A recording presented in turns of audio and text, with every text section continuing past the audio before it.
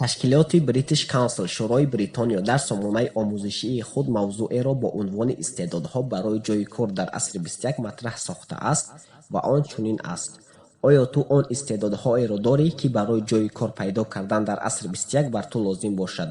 Бихон дар бораи он чӣ ки соҳибкорон ҷустуҷӯ доранд ва худро бисанҷ то бубинӣ, ки оё ту омода ҳастӣ. оё ту он истеъдодҳоеро дорӣ, ки барои ҷойи кор пайдо кардан дар асри 21 бар ту лозим бошад?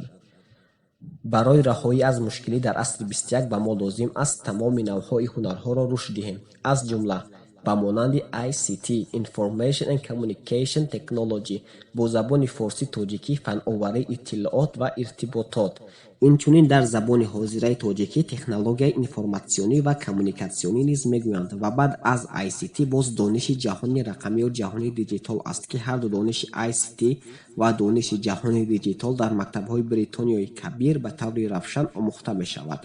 Дар ин ҷо 5 навъ истеъдод каме равшантар карда оварда шудааст, то дар бораи онҳо андеша намоед. Инҳо аз гунаи он истеъдодҳое маҳсуб мешаванд, ки соҳибкорон метавонанд дар рафти мусоҳиба аз шумо бипурсанд. Пас ин назаре хуб аст.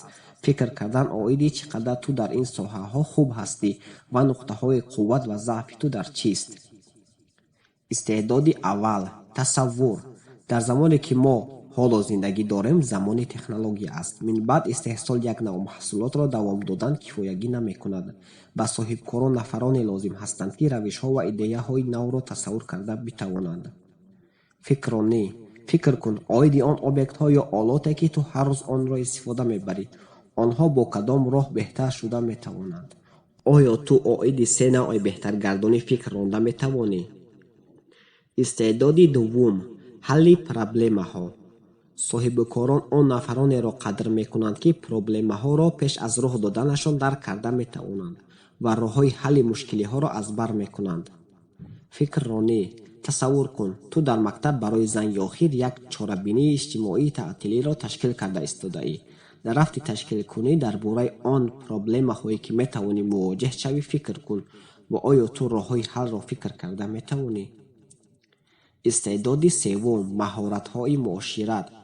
коргарон бояд муоширатчии хуб бошанд. онҳо бояд қобилияти гуфтушунӣ ва баррасии масъалаҳои калидиро дошта бошанд. инчунин бар онҳо лозим аст, ки бе истифодаи калимаҳои зиёд ба тарзи возеҳ бинависанд. фикр кун, одамон дар асри 21 бо ҳамдигар чӣ гуна муошират доранд? истеъдоди чорум. таҳлили интиқодӣ. соҳибкорон он коргаронеро мехоҳанд, ки фарқиятро миёни маълумоти дуруст ва маълумоти нодуруст ҷудо карда битавонанд. фикр кун, интернетро истифода бурда се ҳақиқатро оид ба ягон ҷашн ва ё ягон шахсияти машҳур маълум кун. оё ту маълумотро тавассути дигар сомонаҳо дастрас карда метавонӣ, то аз дуруст ва нодуруст будани маълумот қаноатманд бошӣ? истеъдоди панҷум. баровардани қарор.